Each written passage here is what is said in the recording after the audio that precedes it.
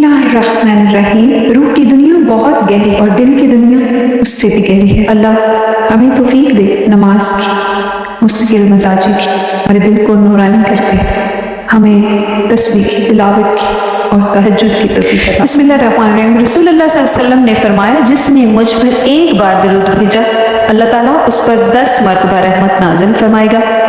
सही मुस्लिम की ये हदीस है। नवाब जन्नत के तमाम व्यूवर्स को अस्सलामु अलैकुम व रहमतुल्लाहि व बरकातुहू। अल्लाहुम्मा सल्लि अला मुहम्मदिन व अला आलि मुहम्मद कमा सल्लैता अला इब्राहीम व अला आलि इब्राहीम इन्नका हमीदुम मजीद।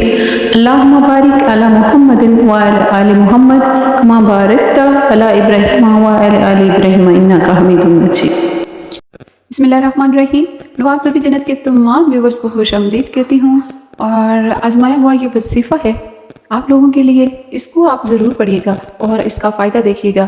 और अगर आपको कोई भी परेशानी, किसी किस्म की परेशानी है, औलाद का मसला है, तालीम का मसला है, कोई रुकावट है, कोई कारोबार में बंदिश है, नज़र बद है, तो आप इसको ज़रूर करिएगा। बहुत ही आसान है, बहुत आसान है, कुछ भी मुश्किल नहीं है। और परेशानियों से घिरे हुए अफराद के लिए ये बहुत अच्छा वजीफ़ा है। हर नमाज के बाद पहली बात तो ये है कि नमाज ज़रूर पढ़ा करें, नमाज की पाबंदी करें, तभी तो अल्लाह तक हमारी बातें पहुँचती हैं। दुआ तकदीर बदल देती है और जब आपकी दुआ कबूल नहीं होती है तो मायूस हो जाते हैं। अगर आपको किसी किस्म की कोई भी परेशानी है तो ये वजीफ़ा आपके लिए है। दुनिया में कोई भी इंसान पुरसुकून या जिसको कहो मुकम्मल तौर पर सेटिस्फाइड तो वो नहीं होता।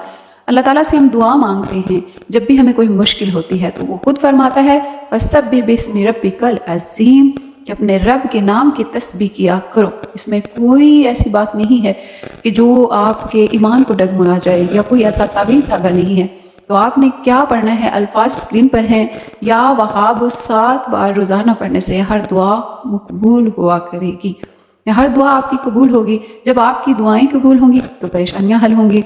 जब आपकी दुआ कबूल होगी तो मायूसी चली जाएगी। जब आपकी दुआ कबूल होगी तो आपको खुशियाँ मिलेंगी, घर में खैर बरकत भी होगी।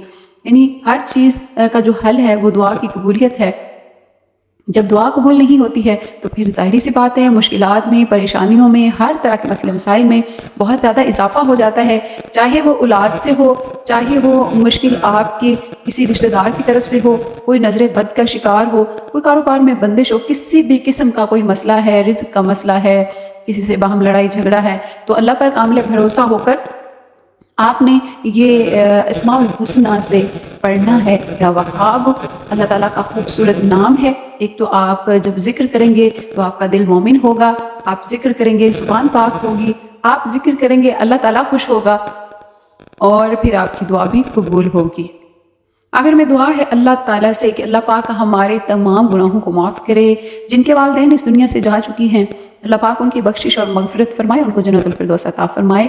और जो कोई कहीं भी दुनिया में बीमार है अल्लाह उसे शफा दे। परेशान हाल जितने भी मेरे बहन भाई हैं अल्लाह उनकी मुश्किलात को दूर फरमाए। अल्लाह हम सब की दुआओं को कबूल मंजूर फरमाए। आमीन कह दीजिएगा। अल्लाह आपका और मेरा हामी और नासिर।